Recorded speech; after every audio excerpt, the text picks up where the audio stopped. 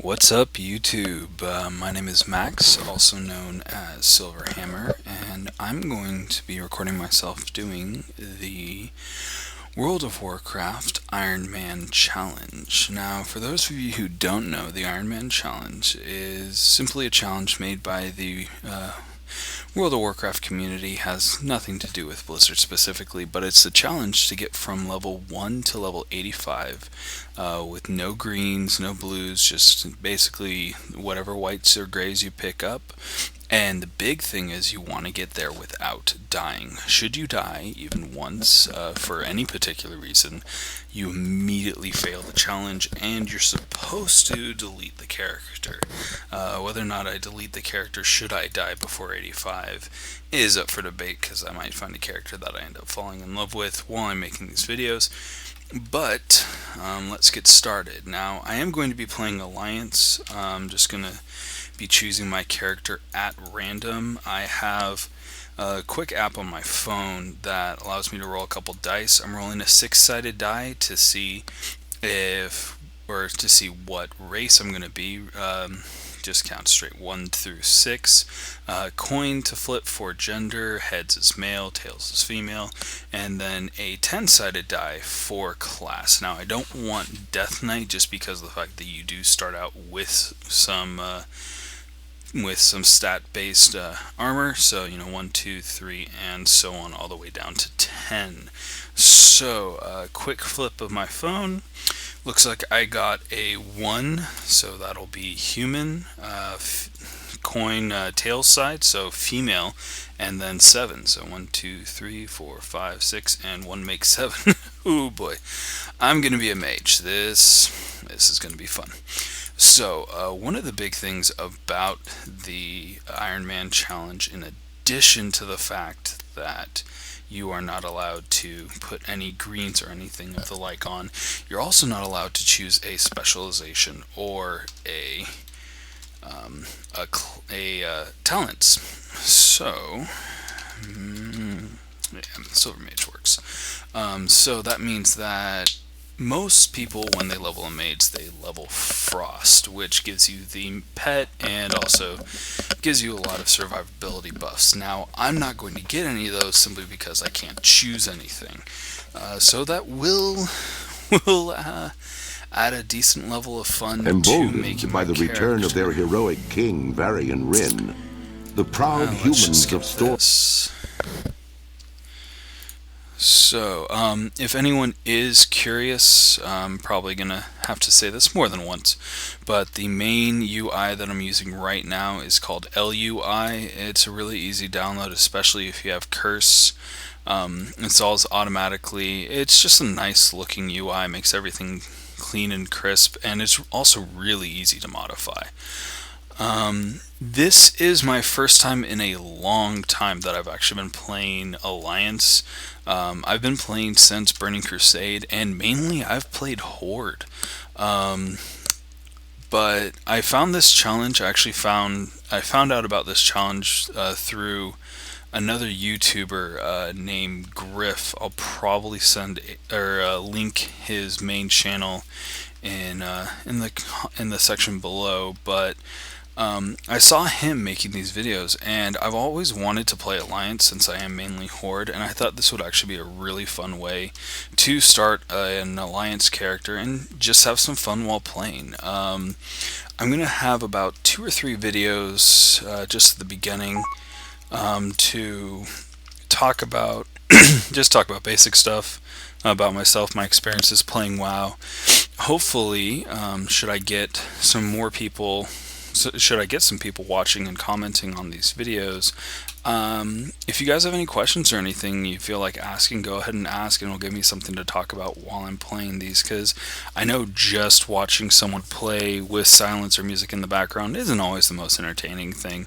A lot of times you want to hear someone talk. So for those people who don't know, The rules for the World of Warcraft Ironman challenge are as follows. Rule number one: only white or gray gear, so that means no greens, blues, no epics. Also, you don't get any heirlooms or anything of the sort. That's the main reason why I chose a brand new server and chose a faction that I'm usually don't play, because, like I said, I wanted to play Alliance. Plus, this is the easiest way to force me to not have any temptation, shall we say, to send myself some gear or anything like that to help me level. The second, ooh, wow, that was a fast sting. The second rule is no transfer of gear, items, or money from any character, yours or others. So that means I'm not allowed to send myself any gold should I make an alt on this server when I'm not making these videos or anything of the like. Now, that being said, there's nothing to stop you from making money. Which it will address later, but like if I were to sell something, there's no problem with that. It's just I can't accept people giving me money. So that means should anyone, try and hunt me down while I'm on this server, I'm not going to be able to accept any trades or anything of the like.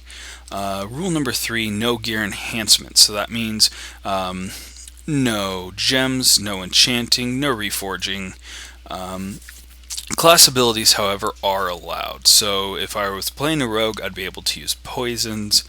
If I was using a shaman, I would be able to place the shaman buffs on the weapons. And I cannot remember what the name of those buffs are. It's been a while since I've played a shaman. Now, rule number 4, no specialization, talent points, or glyphs. If I had a pet, I wouldn't be able to choose pet talents, but since I'm not a hunter, that's not a big deal.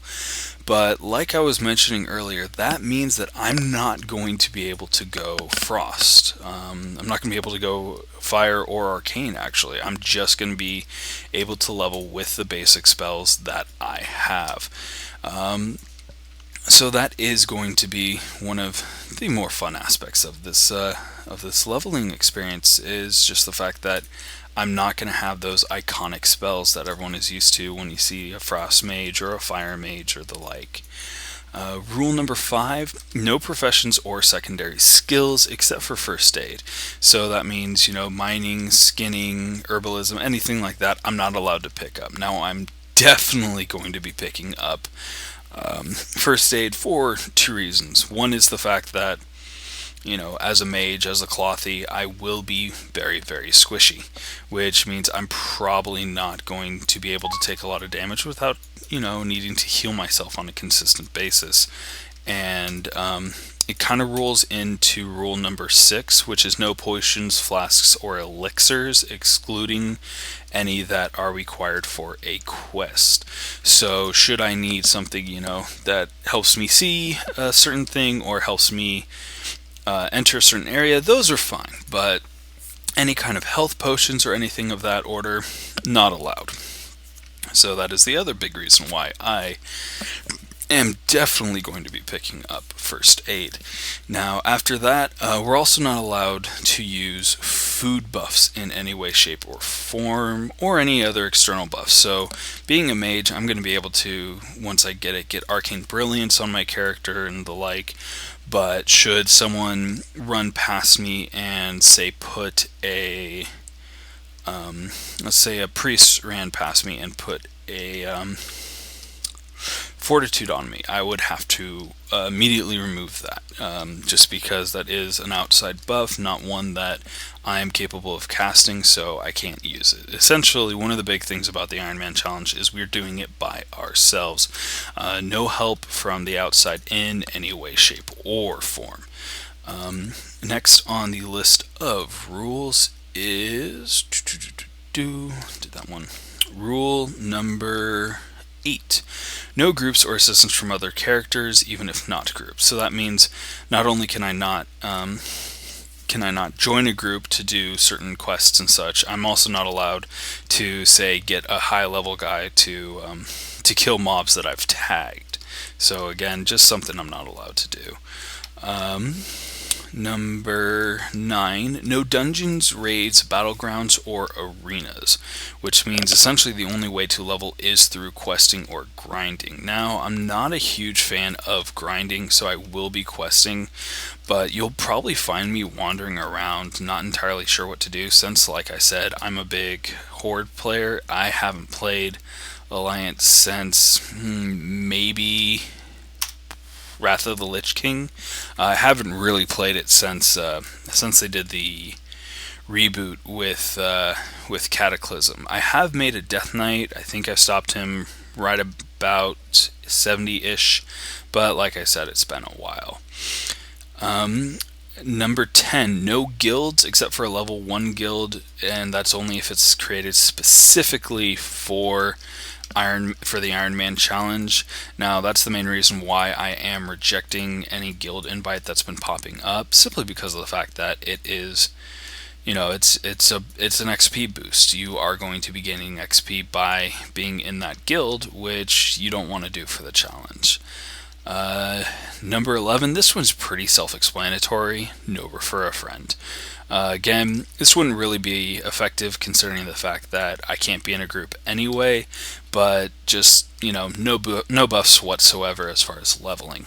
Number 12, this isn't going to be that big of an issue, but no add-on which assists in combat and or leveling. So no leveling guides, no overlay, nothing like that that'll say teach me how to fight.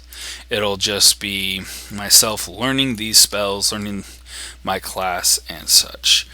Did I miss a quest there, or are we all good? Looks like we're all good.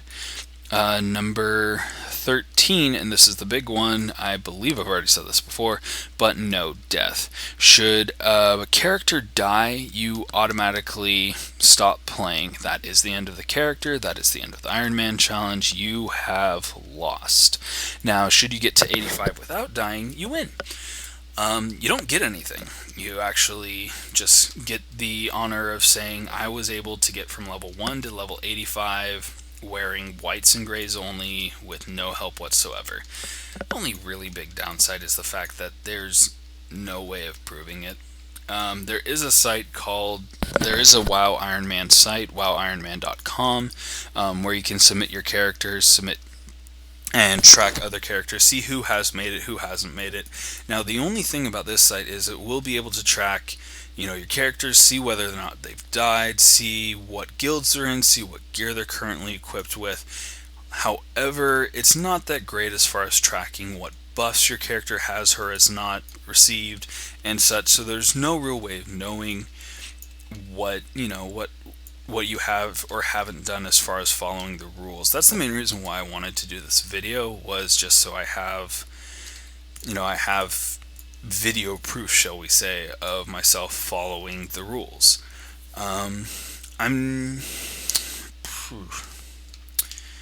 But yeah, so the things that are allowed is all class abilities, so essentially any spells, any racials I might have. So, I guess I'm kind of lucky with getting Every Man for Himself, which is a fairly useful racial, and all personal buffs, so I can use Arcane Brilliance or any other spell later down the road that might help me as far as being a mage goes.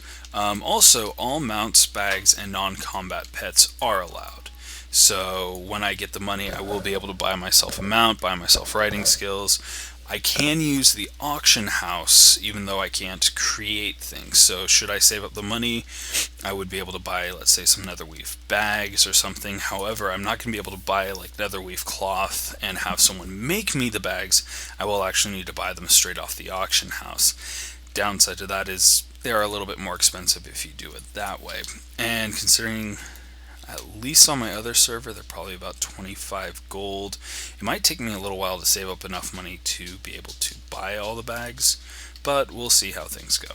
Ooh, wow, another level. They have really reduced what they've increased how quickly you level. It's been a while since I've had a lobby, especially on the Alliance side. It's kind of fun. So, like I said, I've been leveling playing the game since since Burning. I kind of played during Burning Crusade, didn't play a whole lot. I never capped a character during Burning Crusade, definitely. I played mainly kind of near the second half of Wrath of the Lich King through the majority of Cataclysm and all the way through Mop. Um, just been having a lot of fun, really enjoying it, but mainly, like I said, I'm a Horde. Played on the Horde as long as I can remember. I actually have played. I played a little bit. Didn't have a decent computer, but did play a little bit in the beginning on Alliance. Didn't actually like the look of the Horde characters. This was all pre Blood Elf, kind of when Blood Elves came out and the Paladins came out on the Horde side. It kind of made me decide to start playing Horde. Um, that is what ran me over, or won me over, and I sound kind of silly to be saying, oh yes, I switched to the Horde because of the Blood Elves. People these days could probably say I switched to the Horde because of the Blood Elves, and they make such great transmogs. Now, transmogging wasn't around during Burning Crusade, so I have no really good reason for switching over to the Horde. Aside from the fact that the Blood Elves could be Paladins, which I thought was actually a really fun class, and my main 90 is a Paladin, so kind of fun being able to do that. Um, and so, last but not least, on the rules, all quests, including holiday events and dailies, unless prohibited, like, cooking dailies or fishing dailies and the like, are allowed. So that means when Christmas starts, which I'm not entirely sure when does the Christmas stuff start? Oh, I got a little time. When Feast of Wintervale, I'm sorry, not Christmas, Wintervale.